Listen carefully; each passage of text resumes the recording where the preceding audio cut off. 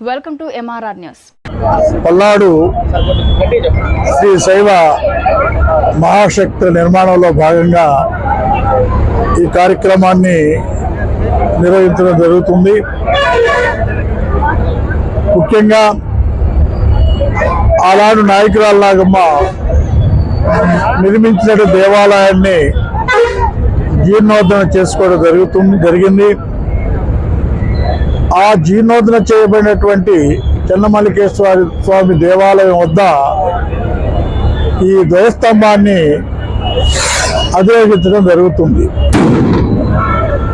ఈ ధ్వజస్తంభ దాత మొట్టమొదటిగా ఈ అపూర్వమైనటువంటి శైవక్షేత్ర నిర్మాణంలో నేను కూడా భాగం పంచుకుంటానని విచ్చేసినటువంటి పెద్దలు తోట వెంకటేశ్వర గారు, వారి యొక్క కుటుంబానికి పార్వతీ పరమేశ్వరు యొక్క ఆశీస్సులు ఉండాలని, వారి కుటుంబానికి ఆ దేవుడు ఆశీర్వదించాలని కోరుకుంటూ చాలా వైభవపేతంగా అనేక మంది పెద్దల యొక్క సమక్షంలో ఈ రోజున ధ్వజస్తంభాన్ని ఊరేగింపుగా శైవక్షేత్రాలకి తీసుకెళ్తూ జరుగుతుంది.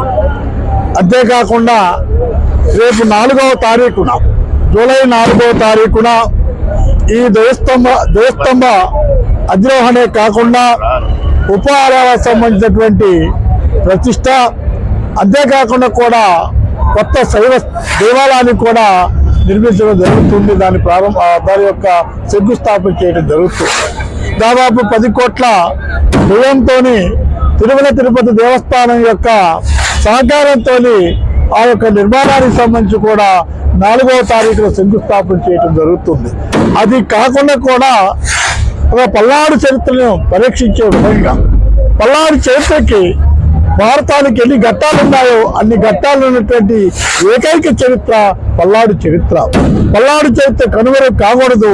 పల్నాడు చరిత్ర అభివృద్ధి పరచుకోవాలా, పల్నాడు ప్రాంతాన్ని ఒక పర్యాటక శాఖగా తీర్చిదిద్దాలనేటువంటి సంకల్పంతో ఈ ప్రాంత ప్రజాప్రతినిధులైనటువంటి గణపతి శ్రీనివాసరావు గారు, నేను, అదేవిధంగా బ్రహ్మారెడ్డి గారు, అదేవిధంగా మన శాసనసభ్యుల పార్లమెంట్ సభ్యులైన లావకృష్ణ దేవరాజు గారు, అనేక మంది ప్రజాప్రతినిధుల యొక్క సహకారంతో తప్పనిసరి కూడా ఈ ప్రాంతంలో ఒక మంచి టూరిజం సంబంధించిన ఒక మంచి టూరిజం హబ్గా ఏర్పాటు చేయడమే కాకుండా పర్యాటక శాఖకు సంబంధించినటువంటి పల్నాడు కేంద్రానికి పల్నాడు పర్యాటక సంస్కృత